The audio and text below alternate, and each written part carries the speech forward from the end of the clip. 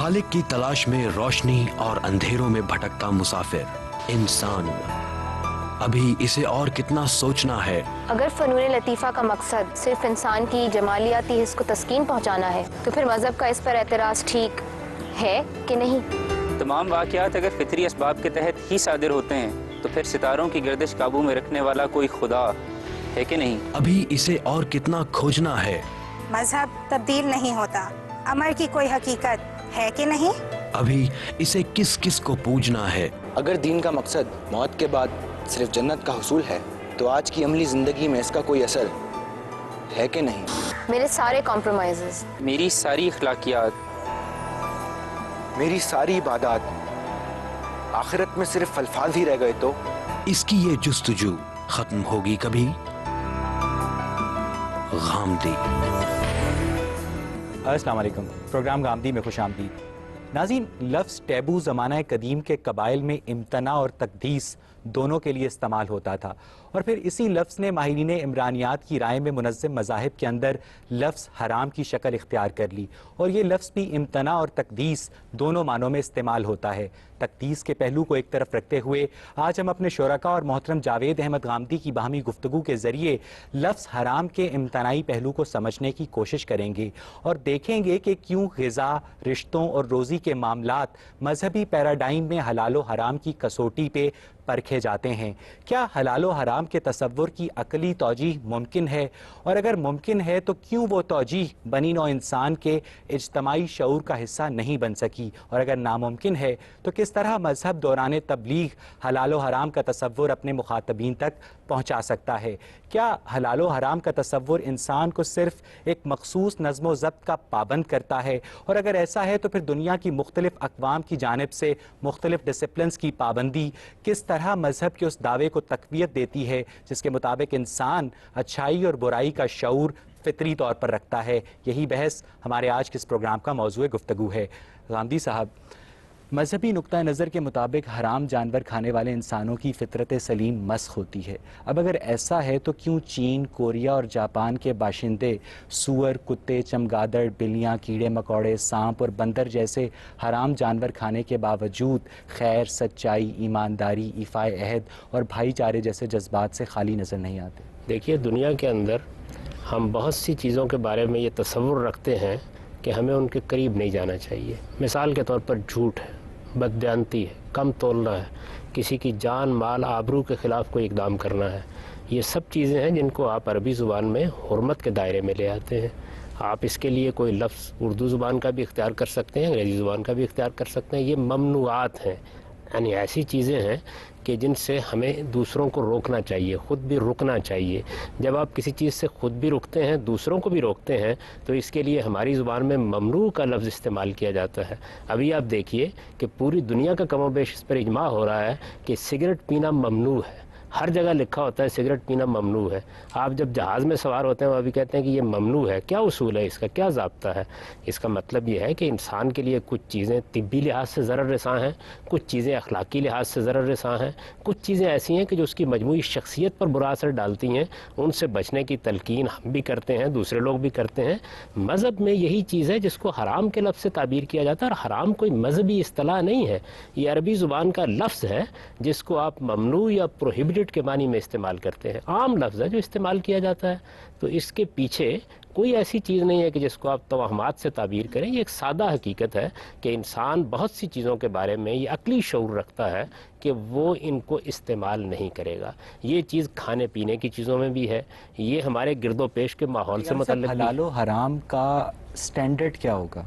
इंसान की फितरत और उसके बाद अंबिया अलैहिमुस्सलाम की तालीम। सब जिन मुल्कों का मैंने भी हवाला दिया वहाँ के बाशिंदे सब कुछ खा जाते हैं। आप बहुत दूर चले गए, हम मुसलमान हैं, हमको बताया गया है कि झूठ बोलना ममनू है, हमको बताया गया कम तोलना ममनू है, हम कम तोलते हैं, झूठ बोलते हैं, बददयांती करते हैं, दवा में मिलावट करते हैं। चाइना के, कोरिया के और जापान के लोग सच बोलते हैं, ईमानदारी करते हैं, उनके अंदर वो तमाम अखलाकी रवैये पाए जाते हैं जिसकी एक इंसानी मुआशरे को ज़रूरत होती है, लेकिन वो खाने पीने के मामलात में उन ममनुआत को ख़ुद पर लागू नहीं करते जिनका इस्लामी मुआशरा اعلان کرتا ہے؟ اسی کو الٹ دیجئے، یعنی وہ کھانے پینے کی چیزوں کے بارے میں احتیاط نہیں کرتے اور ہم جھوٹ بولنے کے معاملے میں احتیاط نہیں کرتے، یہ ثابت تو نہ بددیانتی میں ہوا احتیاط کہ نہیں کرتے۔ انسان کی فطرت سلیم حرام جانور کھانے کو برا سمجھتی ہے؟ انسان کی فطرت سلیم جھوٹ بولنے کو اچھا سمجھتی ہے، بددیانتی کرنے کو اچھا سمجھتی ہے، کم تولنے کو اچھا سمجھتی ہے۔ اس کے باوجود انسان جھوٹ بولتے ہیں، کم تولتے ہیں، ملاوٹ کرتے ہیں۔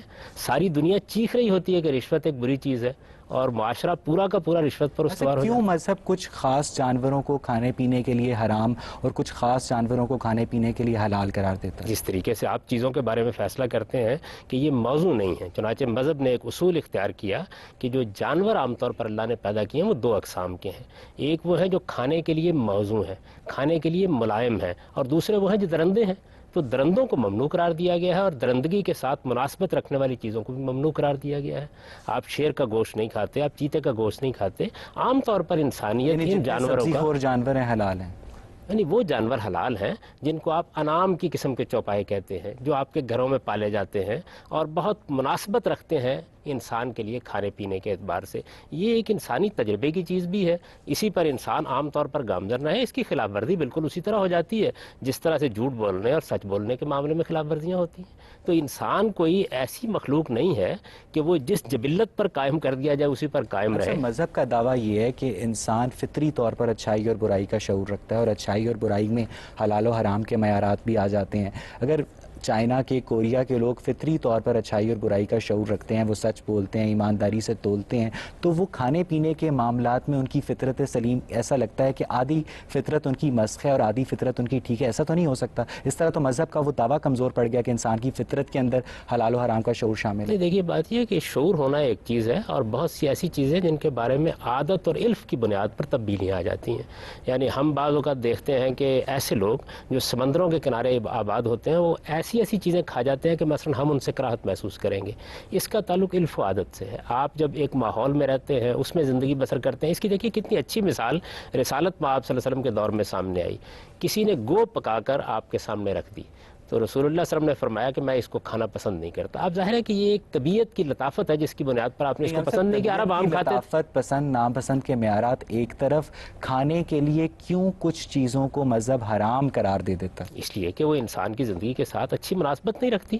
جس طریقے سے آپ ضرر رساں چیزوں کو ممنوع قرار دیتے ہیں۔ ساری دنیا سگریٹ پی رہی تھی، لطف لیتی تھی، اس پر آپ اشتہار بازی کرتے تھے، بہت کماتے کھاتے تھے، آپ نے کہا کہ یہ کھانا پینا ٹھیک سورہ نہیں۔ انعام کی 146ویں آیت میں مردار اور خون کو بطور غذا استعمال کرنے پہ پابندی عائد کی گئی ہے، مگر ابن ماجہ کی روایت نمبر 3314 کے مطابق مردار کے اندر مچھلیوں اور ٹڈی کا گوشت اور خون کے اندر سپلین اور جگر کا خون جائز قرار دیا گیا ہے۔ ہم صاحب اس خصوصی استثناء کی وجہ بیان فرمائیے اور یہ بھی بتائیے کہ ان ایکسیپشنز کو قرآن میں نہ شامل کر کے مسلمانوں میں جو مستند اور کمزور احادیث کے حوالے سے پایا جانے والا ابہام ہے اس کو اشیاء خورد و نوش کے حوالے سے کم کیوں نہیں کیا گیا؟ نہیں، اس میں کوئی ابہام نہیں۔ دیکھیے بات یہ ہے کہ جس طرح میں نے آپ کی خدمت میں عرض کیا کہ درندگی جن چیزوں میں بھی پائی جاتی ہے ان کو ممنوع قرار دیا گیا ہے۔ یہ ایک اصول ہوا، اس اصول کو قرآن مجید نے واضح کر دیا، یہ اصول ہم تک پہنچ گیا۔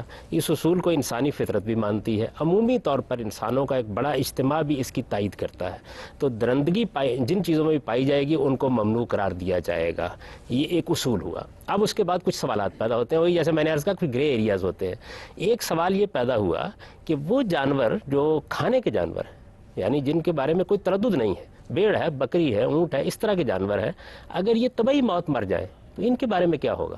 یعنی ذبح کر کے تو ہم ان کو کھاتے ہیں، جب خون کو الگ کر دیتے ہیں تو یہ پاکیزہ ہو جاتے ہیں، اگر کسی موقع کے اوپر یہ طبعی موت مر جائے تو اس کا کیا حل ہوگا؟ یہ ایک سوال پیدا ہو سکتا تھا، کیونکہ جانور اصلاً بالکل جائز ہے، انسان ان کو کھاتا رہتا ہے، لیکن ذبح کیے بغیر اگر مر جائے تو پھر کیا کیا جائے؟ ایک سوال یہ پیدا ہوا۔ دوسرا سوال یہ پیدا ہوا کہ جو ان کا خون ہے، جانور تو حلال ہے، بیڑ ہے، بکری ہے، ان کا جو خون ہے کیا یہ جائز ہوگا؟ کیونکہ خون ایک ایسی چیز ہے کہ جب آپ کہتے ہیں نا فلاں خون پیتا ہے تو درندگی کا ایک فوری تصور آدمی کے اندر آتا ہے۔ دوسرا سوال یہ پیدا ہوا۔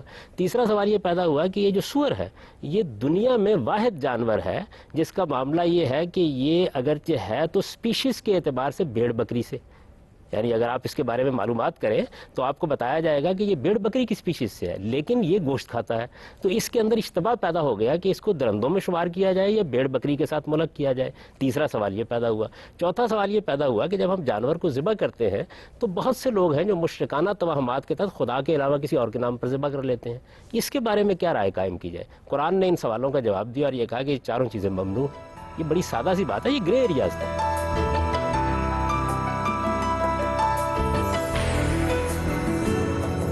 غامدی صاحب, جو جانور گوشت کھاتے ہیں دوسرے جانوروں کا, ان کو کھانے سے انسان کی نیچر پہ کوئی اثر پڑتا ہے؟ انسان کی فطرت جو ہے, دیکھیے بات یہ کہ ایک آدمی خون پینا شروع کر دیتا ہے. اب کہنے کو تو آپ اس کا تجزیہ کر کے دیکھ لیں, کوئی ایسی چیز نہیں ہے خون کے اندر کے جو خرابی کا باعث بنتی ہو, لیکن اس کا اثر انسان کے اخلاق پر پڑتا ہے. اصل میں ہم انسان کو ایک لمبے عرصے سے محض مادی سارا یورپ سور کھاتا ہے, لیکن ان کے جو بزنس ٹرانزیکشنز میں ان کی اخلاقی معیارات ہیں, ان کی جو پبلک مورالٹی ہے, پرسنل مورالٹی کی میں بات نہیں کر رہا, وہ ہمارے سے بہت اچھی ہے. پرسنل مورالٹی آپ کے نزدیک کوئی اہمیت نہیں رکھتی, کہیں وہ خراب ہوگی کہیں یہ خراب ہوگی. یعنی ہم لوگ ان چیزوں میں احتیاط کرتے ہیں تو ہم ان اخلاقی اصولوں کے بارے میں زیادہ محتاط ہیں. کیسے تسلیم کر لے کہ ایک خاص جانور کھانے سے آپ کی فطرت مسخ ہو جائے؟ میں وہی عرض کر رہا تھا کہ اصل میں ہم انسان کے مادی وجود کے اتنے اسیر ہو گئے ہیں کہ اس کے اخلاقی وجود کو نہیں سمجھتے. انسان نفسیاتی طور پر چیزوں سے متاثر ہوتا ہے. آپ کیوں اس کو پسند نہیں کرتے؟ اگر آپ کو پتہ چلے کہ آپ کے والد صاحب یا آپ کا کوئی بھائی بہن جو ہے وہ مثلا پیشاب پیتا ہے, یا مثال کے طور پر آپ کو یہ معلوم ہو کہ وہ پاخانہ کھاتا ہے, کیا رائے قائم کریں گے اس کے بارے میں؟ یعنی ان چیزوں کے بارے میں آپ کراہت نہیں محسوس کرتے. اور اگر معلوم ہو کہ آپ کا کوئی بھائی خون پیتا ہے تو کچھ دیر کے بعد کیا اس بارے میں استجاب کیا جا سکتا ہے کہ وہ میرا اور آپ کو بھی پینے لگ جائے گا؟ تو بہت سی چیزیں ایسی ہیں جن کے بارے میں انسانی فطرت یہ ایبسولوٹ نہیں ریلیٹو ہوتی ہے. مثال کے طور پر ایک قبیلہ ہے افریقہ کے ایک جنگل میں, وہ سارا قبیلہ خون پیتا ہے.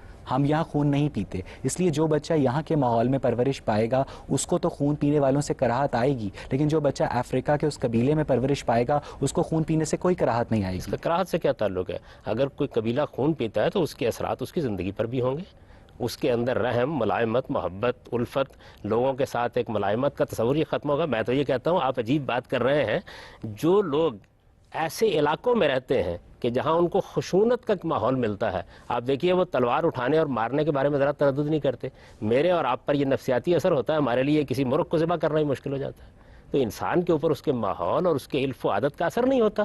یہ بات تو سماجیات اور عمرانیات کے بنیادی اصولوں کے خلاف. ہم کہہ رہے ہیں کہ ماحول کا اثر انسان پر ہوتا ہے, اور اس کے جتنے مورل سٹینڈرڈز ہوتے ہیں وہ اس کے ماحول کی, اس کے اکنامک بلٹ اپ کی دین ہوتے ہیں. دیکھیے ان میں سے دو چیزیں الگ الگ ہیں. کچھ چیزیں ایسی ہیں کہ جو انسان کے لیے ایک مشترک سرمایہ ہے. مثال کے طور پر عدل ہے, ظلم ہے, جھوٹ ہے, سچ ہے, دیانت ہے, بددیانتی ہے. یہ چیزیں کبھی بھی ریلیٹیو نہیں ہوتی, یہ اپنی ایک مطلق حیثیت رکھتی ہیں, بالکل ایبسولوٹ حیثیت میں ہمیشہ سے موجود ہیں. یہ انسانیت کا سرمایہ ہے. ان کی بنیاد پر ہم کچھ رویے اختیار کرتے ہیں, کچھ رسوم پیدا کرتے ہیں, کچھ مراسم اختیار کرتے ہیں, وہ ریلیٹیو ہوتے ہیں اور تبدیل ہوتے ہیں. ماہرین نفسیات کے مطابق بھی انسان فطری طور پر خود غرض ہے, اور انسان کو یہ خطرہ لاحق رہتا ہے دوسرے انسانوں سے کہ وہ اسے قتل کر دیں گے, وہ اس کا مال چوری کر لیں گے.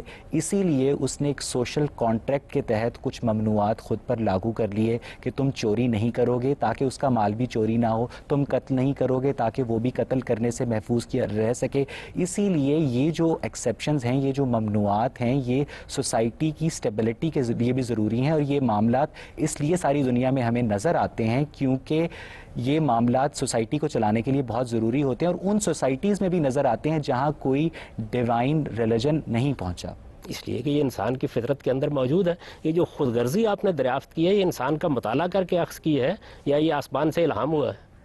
یہ چیز بھی تو انسان کے مطالعے سے اخذ کی ہے نا. تو ایسی عجیب بات آپ کر رہے ہیں کہ اثار کی ہزاروں مثالیں, انسان میں امن ہی امن, دنیا کی بہت بڑی اکثریت اعلیٰ اخلاقی اصولوں کے بارے میں انتہائی حساس, سب کچھ کے باوجود اس کو تو آپ انسان کا فطری سرمایہ نہیں سمجھتے. دو گروہوں کے مابین سروائیول کا کوسچن آ جائے, یعنی دو گروہوں کے مابین جنگ چھڑ جائے, اور تب ان کی جو مورالٹی ہوتی ہے وہ صرف اپنے گروہ کے لیے رہ جاتی ہے. وہ جن کے جتنے مورل سٹینڈرڈ ہوتے ہیں اپنے گروہ کے لیے. اعلیٰ اخلاقی معیارات کے لیے جان دیتا ہے. دنیا میں انقلابات کے لیے لوگوں نے جان دی ہے. ابھی تو کمیونسٹ تحریک کو ختم ہوئے دنیا کے اندر 10-20 سال ہوئے ہیں, ہزاروں لوگوں نے انسانیت کی فلاح کے لیے اپنا سب کچھ قربان کر دیا. نارتھ پول پہ بسنے والے اسکیموز کے گھر جب کوئی مہمان جائے تو وہ اس کی خاطر تواضع کھانے کے ساتھ ساتھ اپنی بیوی اور بیٹی اس کو پیش کر دیتے ہیں تو کہ وہ اس سے جنسی تعلق استوار کرے.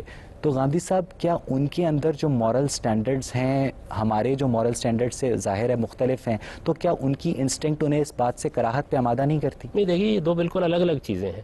یہ جو جنسی معاملات کے بارے میں تحفظات ہیں یہ خاندان کے تصور سے پیدا ہوئے ہیں. خاندان کے تصور کے بارے میں انسان غلطی کر سکتا ہے. اصل میں آپ انسان کا جب تجزیہ کرتے ہیں تو یہ خیال کرتے ہیں کہ وہ جانوروں کی طرح اپنی جبلت کا پابند ہے. انسان ارادہ اور اختیار لے کے آیا ہے، وہ اپنے ارادے اور اختیار کو غلط بھی استعمال کرتا ہے، صحیح بھی استعمال کرتا ہے. مجھے تعجب ہوتا ہے کہ وہاں پہ آپ کو اسکیموں نظر آ جاتے ہیں، آپ کو اپنے گرد و پیش میں جھوٹ بولتے ہوئے بددیانتی کرتے ہوئے انسان نظر نہیں آتے. اس کے باوجود آپ کہتے ہیں ظلم نہیں ہونا چاہیے، عدل ہونا چاہیے. اس کے باوجود آپ کہتے ہیں کہ انصاف دنیا میں قائم رہنا چاہیے. اس کے باوجود آپ کہتے ہیں کہ رشوت نہیں لی جانی چاہیے، کم نہیں تولا جانا چاہیے. آپ کے بازار میں ہر طرف کم تولا جا رہا ہے، اسکیموں کے پاس جا کے دیکھنے کی کیا ضرورت ہے؟ تو اس کے بعد اخلاقی اصولوں کو پامال کر دیا جائے گا. اخلاقی اصول انسانیت کا شرف ہے. انسان میں اور جانوروں میں بنیادی فرق یہی ہے کہ وہ بنیادی اخلاقیات کو اپنی فطرت میں لے کر آیا ہے. اسی کو قرآن نے بیان کیا ہے. غامدی صاحب ہماری جو سوسائٹی ہے اس میں سچ بولنے والے لوگ بھی ہیں، جھوٹ بولنے والے لوگ بھی ہیں. اسکیموز کی جو سوسائٹی ہے اس میں بھی سچ بولنے والے لوگ بھی ہیں، جھوٹ بولنے والے لوگ بھی ہیں. وہاں جو سچ بولنے والے لوگ ہیں اسکیموز کی سوسائٹی میں، وہ بھی ان جنسی معاملات کو اسی طرح ٹریٹ کرتے ہیں جو ان کی سوسائٹی. ایسا نہیں ہے. آپ کوریا میں چلے جائیے، آپ چین میں چلے جائیے، جاپان میں چلے جائیے، ان فطری چیزوں کے بارے میں کراہت رکھنے والے لوگ وہاں بھی مل جائیں گے، اسکیموز میں بھی مل جائیں گے. جب کوئی چیز اصل میں روایت بن جاتی ہے یا رواج بن جاتی ہے تو بسا اوقات لوگوں پر اس کا غلبہ ہو جاتا ہے. یہ ہم روزمرہ تجربہ کرتے ہیں کہ انسان کو کسی چیز کے بارے میں مانوس کر دیا جائے تو بعض اوقات اس کی کراہت میں کمی آ جاتی ہے، ذرا بیدار کیا جائے تو اٹھ کھڑا ہوتا ہے. آپ دیکھیے ہمارے دیہات میں لوگ یہ تصور نہیں کرتے تھے کہ وہ اپنے کسی بڑے کے سامنے یا اپنے کسی چودھری کے سامنے کرسی پر بیٹھ جائیں گے. ان کے اندر ایک فطری طور پر ذلت کا احساس تھا جو احساس کیتری کی صورت اختیار کر چکا تھا. یہاں تحریکیں چلی بعض اور لوگوں کے اندر حوصلہ پیدا ہوا تو انہوں نے خدا کا شکر کیا کہ ان کو ان کے برابر بیٹھنے کی توفیق حاصل ہو گئی.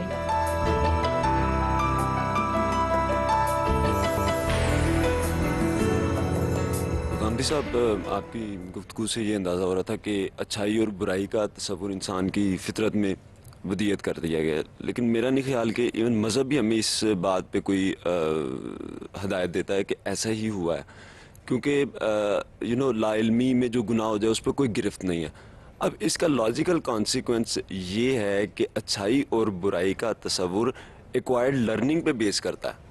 مذہب کو کہاں پڑا ہے؟ قرآن مجید تو صاف لفظوں میں اعلان کر رہا ہے کہ وَنَفْسٍ وَمَا سَوَّاهَا فَأَلْهَمَهَا فُجُورَهَا وَتَقْوَاهَا، کہ ہم نے انسان کو جب تخلیق کیا، اس کے نفس کا تسویہ کیا تو اس کے اندر ہم نے برائی اور اچھائی کا شعور ودیت کر دیا. یہ جو آپ بات کر رہے ہیں کہ بے جانے بوجھے گناہ ہو جاتا ہے، اس کا تعلق ان گناہوں سے نہیں ہے. بے جانے بوجھے جھوٹ بولنے کا مسئلہ نہیں ہے، بددیانتی کرنے کا مسئلہ نہیں ہے. یہ وہ گناہ ہیں جو مذہبی تعلیم کے نتیجے میں گناہ بنتے ہیں. تو اس وجہ سے دونوں میں فرق کرنا سیکھے. قرآن مجید نے تو مذہب کے بارے میں یہ بات اتنے اعلان کے ساتھ کہی ہے کہ انسان کے اندر یہ شعور ہم نے ودیت کیا ہے. غامدی صاحب، یہ جو سارے گناہ آپ نے گنوائے ہیں ان میں آپ کو ایکسیپشن کی واضح مثالیں مل جائیں گی. لائک چوری کرنا آپ کہتے ہیں گناہ ہے، انسان کی فطرت میں ودیت کرتا ہے. آپ بتائیں کہ پچھلی صدی میں نے یہ گناہ نہیں گنوایا. آپ سنیں تو صحیح، میں نے جو گنوائے ہیں آپ نے پھر ان پر نظر ڈال کے دیکھ لیجیے. میں آپ کو یعنی ظلم اور عدل ہے، جھوٹ اور سچائی ہے، دیانت اور بددیانتی ہے. یہ وہ چیزیں ہیں جو انسان کی فطرت کے اندر ودیت ہے. انسان بعض اوقات اپنی اغراض سے متاثر ہو کر کسی کا مال چراتا ہے. جان، مال اور آبرو کی حرمت یہ انسان کی فطرت میں ودیت ہے. میں بھی جانتا ہوں جھوٹ بولنا بری بات ہے، آپ بھی جانتے ہیں جھوٹ بولنا بری بات ہے. میرے دروازے پر ایک عورت بھاگتی ہوئی آ جاتی ہے، کوئی آدمی، کوئی گنڈا اس کا تعاقب کر رہا ہے. اس موقع پر اس کی عزت اور حرمت ایک قدر اور ایک ویلیو ہوتی ہے اور سچ بولنا ایک ہوتا ہے. میں اس میں ترجیح دیتا ہوں کس کو دینی ہے. تو یہ ترجیح کا مسئلہ ہے، نہ کہ اس موقع کے اوپر میرے دماغ کے اندر سے سچ اور جھوٹ کا تصور ختم ہو جاتا ہے. اس وقت میں یہ دیکھتا ہوں کہ اب میں اگر سچ بولتا ہوں تو اس کے نتیجے میں اس کی آبرو کو خطرہ ہے. ان دونوں چیزوں کے اندر میں توازن پیدا کرتا ہوں اور ایک کو دوسرے پہ ترجیح دیتا ہوں. آپ ساری دنیا کو دیکھنا، زنا ہے کتنا بڑا جرم ہے. سیکنڈ ورلڈ وار میں فرانس میں ایک کنسیپٹ آیا وار گاڈ مدرز کا. یہ وہ عورتیں تھیں جنہوں نے اپنے جوانوں کے لیے اپنے آپ کو پیش کیا اور خدمت کے صلے میں جب وہ بے باپ کے بچوں کی مائیں بن گئیں اور ان کو وار گاڈ مدرز کا خطاب دیا گیا. اب کیا زنا کی ایبسولوٹ ویلیو آپ کو متعین کر سکتے ہیں؟ پھر دیکھیے آپ نے اگر فرانس کو جسٹیفائی، معذرت کے ساتھ پھر وہی غلطی کی. دو قدریں ٹکرا گئیں آپس میں، دو اقدار کے ٹکرانے کے بعد انسان غلط فیصلے بھی کرتا ہے. تو پھر انٹرنسک ویلیو کیا ہوئی؟ جو حقیقی ویلیوز ہوتی ہیں اپنی جگہ موجود رہتی ہیں. آج بھی زنا کو کوئی اچھی چیز نہیں سمجھا جاتا دنیا میں، نہ فرانس میں اس وقت سمجھا گیا. ایک چیز ہے بنیادی اقدار اور ایک چیز ہے ان پر پیدا ہونے والی سماجی اخلاقیات، وہ تبدیل ہوتی رہتی ہے. سماجی اخلاقیات بالکل الگ چیز ہے. قرآن مجید کا یہی احسان ہے انسانیت پر، اس نے ان دونوں کو الگ الگ کیا. اس نے بتایا سماجی اخلاقیات حالات کے تحت وجود پذیر ہوتی ہے، اس پر تمدن اثر انداز ہوتا ہے، اس پر حالات اثر انداز ہوتے ہیں. اسی طرح اقدار کے درمیان بعض اوقات تصادم پیدا ہوتا ہے، اس میں کسی چیز کو ترجیح دینی پڑتی ہے. بنیادی اخلاقیات غیر متبدل ہے اور وہ انسانیت کے وسطی آسٹریلیا میں اور افریقہ کے کئی قبائل مادرزاد برہنہ پھرتے ہیں. انسان اس زمین پر 2 لاکھ سال سے آباد ہے اور اینتھروپولوجیکل ایویڈنس یہ بتاتا ہے کہ انسان نے کپڑا بنانا صرف 20,000 سال پہلے سیکھا، یعنی 1,80,000 سال تک اس کو کپڑے بھی اویلیبل نہیں تھے. تو اپنے جسم کو کور کرنا کس طرح انسان کی بنیادی اخلاقیات میں شامل؟ دونوں باتوں بعد میں عرض کروں گا. یہ کیا مصیبت ہے کہ جس وقت آپ انسانوں کا مطالعہ کر رہے ہوتے ہیں تو وہاں آپ مستثنیات ڈھونڈتے ہیں بنیادی اقدار کو چیلنج کرنے کے لیے. انسانوں کا اجتماعی عمل آپ کو کوئی ہدایت نہیں دیتا. میں یہ کہتا ہوں کہ آپ مسلمانوں کو دیکھیے، رسالت میں آپ صلی اللہ علیہ وسلم نے توحید پر قائم کیا، دین کی صحیح تعبیر پیش کی. مسلمانوں میں انحراف ہوا. سوال یہ ہے کہ ان چند قبائل کے اندر اگر کوئی انحراف ہو گیا تو اس کی بنیاد پر پوری انسانیت کی اقدار کیسے طے کی جائے؟ ایک بات. دوسری بات یہ کہ کپڑا کیا چیز ہے؟ اصل چیز تو یہ ہے کہ انسان نے جنسی اعضاء کو چھپانا ہے. قرآن آپ کو اس کی بالکل ابتدائی تعبیر بیان کر رہا ہے کہ جیسے ہی جنس کا شعور پیدا ہوا طفقا یکسفان علیہما من برق الجنہ، آدم و حوا دونوں نے اپنی شرمگاہوں کو پتوں سے ڈانپنا شروع کر دیا. پتے پیدا کرنے کے لیے تو 1.5 لاکھ سال انتظار نہیں کرنا پڑا. جو لوگ قرآن وہ تو موجود مجید تھے اس کو وقت. آسمانی صحیفہ نہیں تصور کرتے، وہ تو آدم و حوا کے واقعے کو ایک میں میتھولوجی کہتا ہوں قرآن نے جو یہ بات کہی ہے اس کے لیے تو کپڑا تیار کرنے کی ضرورت نہیں ہے. بطور مسلمان ہم اس واقعے کو تسلیم کرتے ہیں. جب حضرت آدم اور حضرت حوا زمین پر اتر آئے تو پھر قابیل نے حابیل کو قتل کر دیا کیونکہ اس کی قربانی کو قبول نہیں کیا گیا. اب اس نے حابیل کو قتل کر کے اس کو یہ بھی نہیں پتا تھا کہ اس کو دفنانا کیسے، اور ایک کوا آ کر اس کو بتاتا ہے کہ اس کو دفنانا کیسے. تو کس طرح انسان کے اندر ودیت کیا گیا ہے اچھائی اور برائی کا اس کا دفنانے سے کیا تعلق ہے؟ قتل پر تو وہ پشیمان ہوا، اس کے بھائی نے مکالمہ بھی کیا. دفنانا تو ایک ایسی چیز ہے کہ جس کا تعلق کسی اخلاقی اصول سے نہیں ہے. ناقدین کہتے ہیں کہ جب یہ کتابیں لکھی گئیں انسان کے سماجی ارتقاء کے دوران، تب تک انسان ان تصورات کو ڈیولپ کر چکا تھا. میں یہ کہتا ہوں کہ ان کو کیسے معلوم ہوا کہ فلاں وقت میں یہ تصورات موجود نہیں تھے؟ اس کے بارے میں بحث قیاسات و جنون ہے. عجیب بات یہ ہے کہ قیاسات 1,80,000 سال تک انسان اپنے جنسی اعضاء کو کیسے ڈھانپتا رہا؟ 1,80,000 سال کا پہلے تو افسانہ ہے، اس کی ذرا تحلیل کر لیجئے. قرآن مجید ہمیں بتاتا ہے کہ انسان پر 2 ادوار گزرے ہیں. اس کا ایک حیوانی دور ہے. آپ کو 1,080 سال کے جتنے شواہد ملتے ہیں وہ مادی ہیں یا وہ اخلاقی ہیں؟ وہ سارے کے سارے مادی ہیں. تو اگر میں یہ کہوں کہ وہ انسان کے حیوانی وجود کا زمانہ ہے، اس وقت انسان کو وہ شرف حاصل نہیں ہوا. لوگوں کو انسان ماننے کو تیار نہیں. یہ تو قرآن مجید نے دونوں ادوار بیان کر دیے. ٹھیک ہے آپ آؤ. غامدی صاحب، انبیاء کی آمد، انبیاء کا آنا بھی اس بات کی دلیل ہے کہ انٹرنزک ایمانیات، انٹرنزک عبادات اور انٹرنزک اخلاقیات جیسی کوئی چیز ایگزسٹ نہیں کرتی. سورۃ نساء تمہاری طرف ایک نبی بھیجا گیا جو تمہیں اس بات کی تعلیم دیتا ہے کہ جو تم نہیں جانتے. یہ بات یہ ہے کہ انبیاء علیہ السلام کو اللہ تعالیٰ نے کیوں بھیجا، یہ اللہ تعالیٰ سے پوچھیے. اللہ تعالیٰ کہتے ہیں کہ انسان چونکہ ان چیزوں کو فراموش کر دیتا ہے، غلطیوں پر اصرار کرتا ہے، بعض اوقات اختلافات پیدا کر لیتا ہے، ان کی اصلاح کے لیے انبیاء بھیجے گئے. یہ تو قرآن نے کہیں نہیں کہا کہ بنیادی فطری حقائق کو بتانے کے لیے نبی بھیجے گئے ہیں. قرآن نے اس کے لیے دیکھیے کتنا خوبصورت لفظ استعمال کیا ہے. وہ کہتا ہے اتمام ہدایت کے لیے، یعنی ہدایت تمہارے اندر ودیت کی گئی تھی، اس کو پورا کرنے کے لیے، اس کی تفصیلات بتانے کے لیے، اس کو متعین کرنے کے لیے نبی بھیجے گئے ہیں. قرآن نے تو یہ بات کبھی نہیں کہی کہ نبی آ کے انسان کو پہلی بار بتاتے ہیں کہ جھوٹ بولنا بری بات ہے. قرآن کی آیت ہے کہ جنوں اور انسانوں کو اپنی عبادت کے لیے پیدا کیا گیا. That's it. کیا عبادت انٹرنزک ہے؟ عبادت کا مطلب یہ ہے کہ جن اور انسان دونوں کو خدا کے بندے بن کر رہنا چاہیے. یہ عبادت سے مراد وہ عبادات نہیں ہے. یہاں قرآن نے یہ بتایا ہے کہ انسان اس شعور کے ساتھ خدا کا تصور انٹرنزک ہے ہی، اس میں کیا شک ہے؟ یہ ڈیڈکٹیو ہے. خالق کا تصور ہونا ایک چیز ہے اور خالق کے بارے میں انسانی رویوں کا مختلف ادوار میں مختلف ہونا ایک بالکل الگ چیز ہے.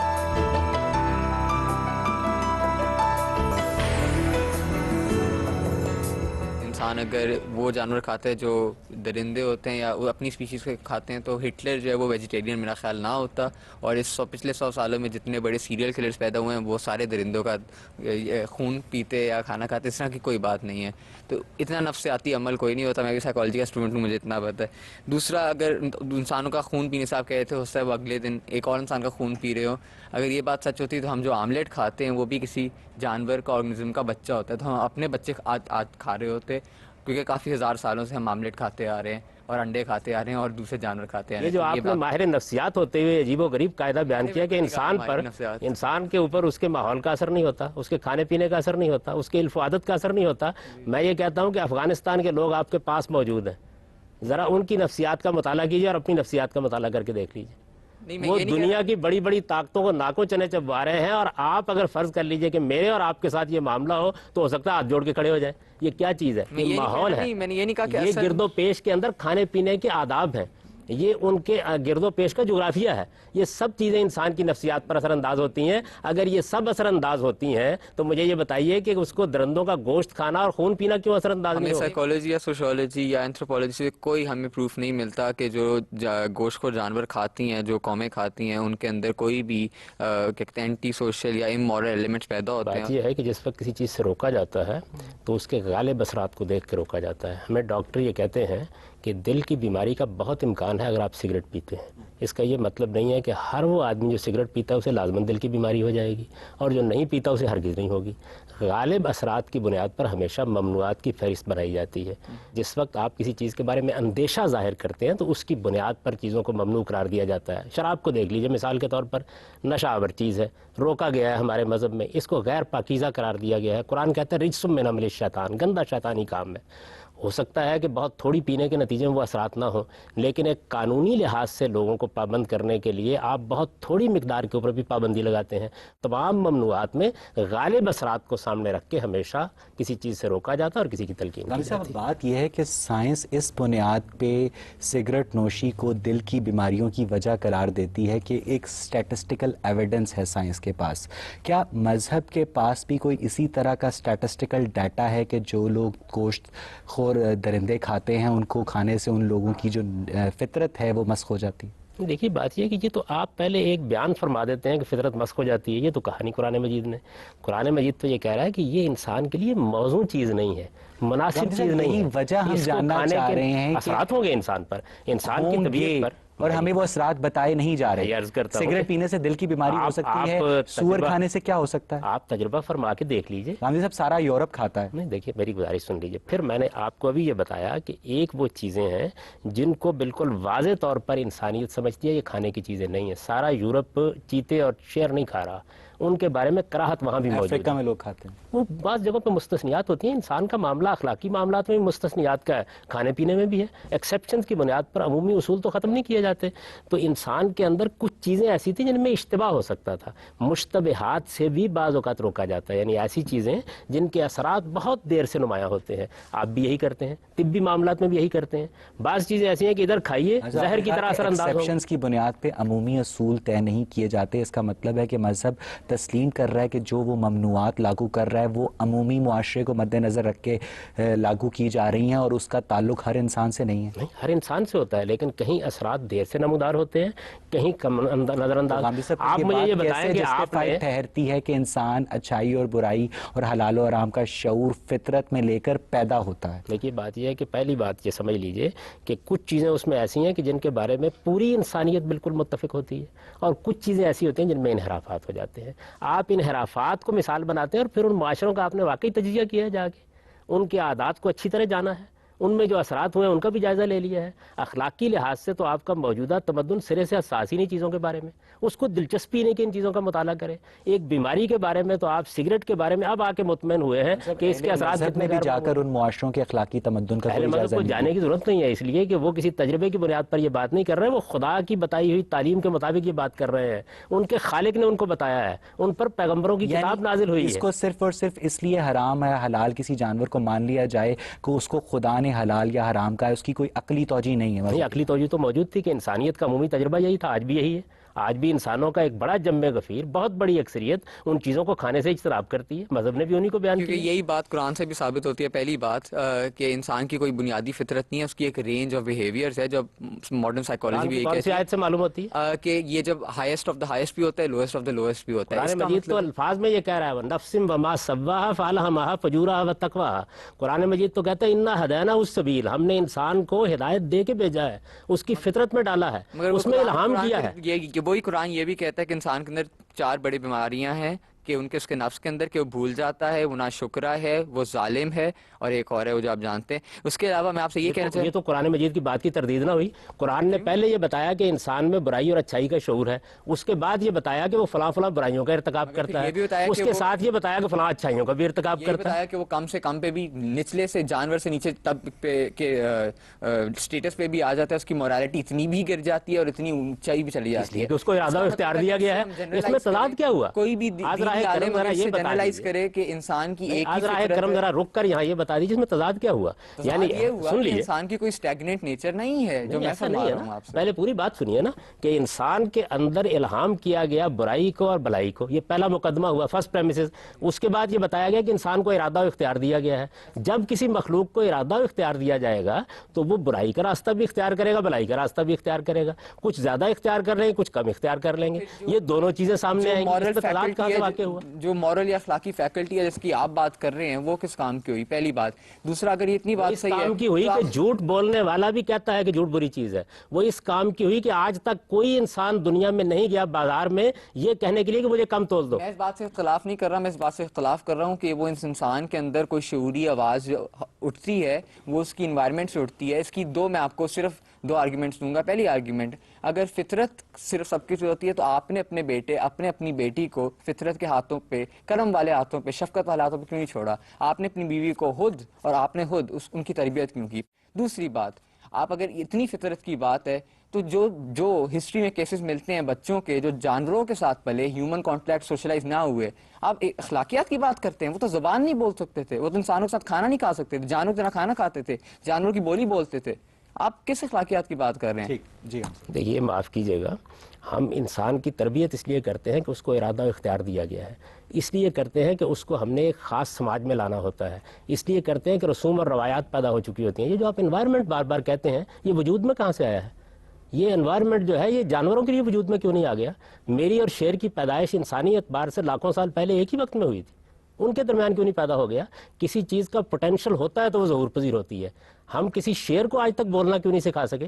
یعنی کہ کیا عجیب و غریب بات ہے کہ انسان کے پوٹینشل کو آپ نظر انداز کر دیتے ہیں. وہ جنس کی جبلت رکھتا ہے اس لیے ظہور پذیر ہوتی ہے. وہ انسان نطق اور بیان کی صلاحیت لے کے آیا ہے اس لیے سیکھتا ہے. انسان کے اندر اخلاقی شعور موجود ہے، اس وجہ سے اسے اخلاقی تعلیم دی جا سکتی ہے.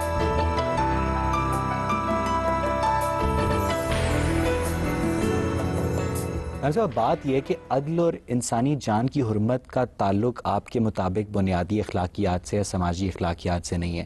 انسان جب شکاری دور میں رہتا تھا، جب زرعی دور کا آغاز نہیں ہوا تھا، تو ایک قبیلہ دوسرے قبیلے کی جان و مال کی حرمت کو قبول نہیں کرتا تھا. ایک قبیلہ اپنے لیے عدل چاہتا تھا، دوسرے قبیلے کے لیے عدل نہیں چاہتا تھا. ان کی عورتیں، ان کے جانور لوٹ لیے جاتے تھے، اور ایون ایک ہی قبیلے کا جو طاقتور فرد ہوتا تھا وہ اپنے ہی قبیلے کے افراد کے دوسرے حقوق کو غصب کر لیتا تھا. انسان نے جب شہر بنا کر رہنا شروع کیا، انسان کو اپنے سکسیسو جنریشنز کے ایکسپیرینس سے معلوم ہوا کہ ان چیزوں کو ممنوعات میں شامل کر کے وہ ایک زیادہ بہتر زندگی بسر کر سکتا ہے. تو ہم سب آپ کی جو یہ بات ہے کہ انسانی جان کی حرمت اور انصاف کا تعلق انسان کی انسٹنکٹ میں شامل ہے، تو شکاری دور میں انسان کی انسٹنکٹ کہاں تھی؟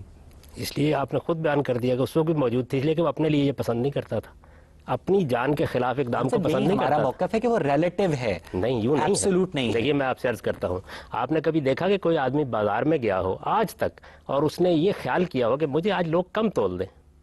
کوئی نہیں چاہتا نا، اپنے لیے کوئی کم تولوانا نہیں چاہتا. کیوں؟ انسان جانتا ہے کہ کم تولنا ایک برائی ہے.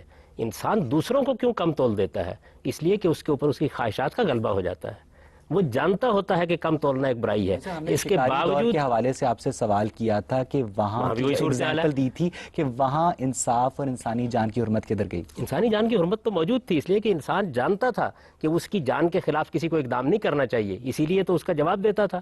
دوسروں کے خلاف اقدام کرتے وقت انسان وحشی ہو جاتا ہے. کیوں؟ اس کے اندر صرف اخلاقی شعور نہیں ہے، جذبات بھی ہیں، خواہشات بھی ہیں، اغراض بھی ہیں، رغبات بھی ہیں. اس کے اندر جنسی جذبہ بھی ہے. یہ سارے جذبے جو ہیں یہ پوری قوت سے جب زور کرتے ہیں تو انسان اخلاقی اصولوں کو پامال کرتا ہے. یہ اس کے ارادے اور اختیار کا غلط استعمال ہے. اسی وجہ سے تو سب لوگ کم تولتے ہیں لیکن کوئی کم تولوانے کے لیے تیار نہیں. حرمت کی بات ہو رہی ہے تو خان صاحب آپ نے اپنی کتاب میزان کے صفحہ نمبر 632 پر لکھا ہے کہ پوری دنیا کے انسانوں کا اجتماعی شعور ہمیشہ سے جانتا ہے، آپ کے الفاظ ہیں کہ آدم خوری ایک سنگین جرم ہے. اب ول ڈیورا نے اپنی سٹوری آف سویلائزیشن کی پہلی جلد میں لکھا ہے کہ قدیم زمانے میں پوری دنیا میں آدم خوری کا رواج تھا.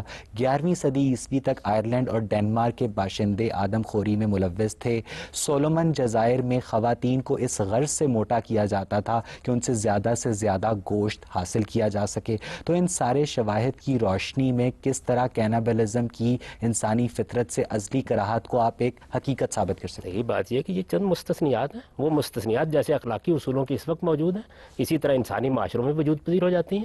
انسان کی جان مال اور آبرو کی حرمت کا احساس پوری دنیا میں کینابلزم کا رواج تھا. نہیں، مختلف جگہوں کے اوپر لوگ اس طرح کے اقدامات کرتے تھے. ایسا نہیں کہ ساری دنیا گوشت خوری کرتی تھی، ساری دنیا آدم خور ہو گئی تھی، ایسا کبھی بھی نہیں ہوا. ول ڈیورا کو میں نے بھی پڑھا ہے، آپ نے بھی پڑھا ہے، کہیں یہ بات بیان نہیں ہوئی. اگر یہ بات کسی نے بیان کی ہے تو دنیا کے اندر سب سے بڑا جھوٹ بولا ہے. انسان کا معاملہ یہ نہیں ہے. دیکھیے یہ انسانی معاشرے کے مستثنیات ہیں، ہر جگہ موجود ہوتے ہیں. انسان کے بارے میں جب آپ اس کا مطالعہ کرتے ہیں تو چند چیزوں کو پیش نظر رکھیں. انسان ہے کیا؟ انسان صرف اخلاقی وجود نہیں ہے کہ وہ ہر حال میں اخلاقی تصورات پر قائم رہے. اس میں جذبات بھی ہیں، خواہشات بھی ہیں، رغبات بھی ہیں، یہ سب اس پر اثر انداز ہوتی ہیں. اور بسا اوقات کسی چیز کو جب اس کی عادت آپ بنا دیتے ہیں اور اس کے عوامل بعض اوقات اس کی سوسائٹی میں موجود ہوتے ہیں تو اس کے بھی آپ کو کچھ مظاہر نظر آ جاتے ہیں.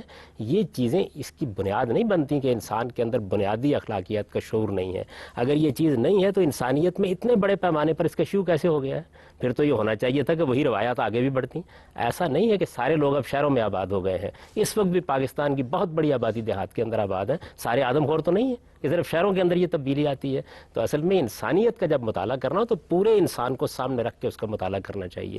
آپ ایک طرف تو صورتحال یہ ہے کہ جنسی جبلت کا سراغ لگاتے لگاتے آپ 1.5 سال کے بچے تک پہنچ جاتے ہیں، اور دوسری جانب اخلاقی شعور کے معاملے میں چونکہ اس سے مذہب پیدا ہوتا ہے تو آپ کے یہاں تجزیے اور تحلیل کی تلوار جو ہے ہر چیز کو کاٹتی چلی جاتی ہے. انسانوں کا مجموعی شعور عدل کے بارے میں، انصاف کے بارے میں، سچائی کے بارے میں بالکل متفق علیہ اور متفق اللفظ ہے. اس کی مینیفیسٹیشن کے اسالیب سوسائٹی کے لحاظ سے بعض اوقات تبدیل ہو جاتی ہے. خان صاحب یہاں پہ آج کی گفتگو کو اگلے پروگرام تک موقوف کرتے ہیں. ناظرین، بھلے جنسی اور غذائی معاملات پہ انسانوں کا اجتماعی شعور فی الوقت متفق دکھائی نہیں دیتا، لیکن یہ امر بعید از امکان نہیں کہ جس طرح حق، سچائی اور دیانت جیسے اخلاقی رویے دنیا کے بیشتر معاشروں میں ہمیں یکساں دکھائی دیتے ہیں، اسی طرح ان اخلاقی معیارات پہ بھی انسانوں کا اجماع ممکن ہو سکے گا. مگر تب تک ان اختلافات کو نفاق کی بجائے برداشت کا ذریعہ بنانا ہی وہ رویہ ہوگا جو معاشرے کو تعمیر کا شکار کرے گا. لیکن یہاں یہ سوال بھی پیدا ہوتا ہے کہ اگر مذہب کے نزدیک اخلاقی معیارات، بنیادی اخلاقی معیارات انسان کی فطرت سلیم کا حصہ ہیں تو کیوں ان بنیادی اخلاقیات پہ بھی اہل مذہب کے مابین مکمل اتفاق نہیں پایا جاتا؟ یہی وہ نقطہ ہے جس پہ اگلے پروگرام میں ہم آج ہی کی گفتگو کو اپنے شرکاء اور محترم جاوید احمد غامدی کے مابین جاری رکھیں گے. مگر تب تک کے لیے مجھے اور پروگرام غامدی کی پوری ٹیم کو اجازت دیجیے. خدا حافظ.